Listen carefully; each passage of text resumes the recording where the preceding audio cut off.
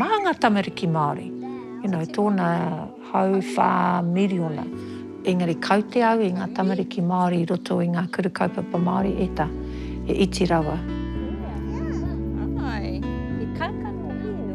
I puta mātou, me o mātou tamariki, me te whakatū i te kaupapa o te Mauri Tau. Me tipu te tamaiti i roto i te ringa o te hunga whakaai ki te tamaiti. Ki tōna āhua ake aha ko te aha. Kia mārama te wairua tangata, me mārama he aha te mana o te tangata, he aha te tapu o te tangata. Hara mai koe ki tō reo, hara mai koe ki tō ake kāinga, hara mai koe ki ngā kōrero tūturu mō.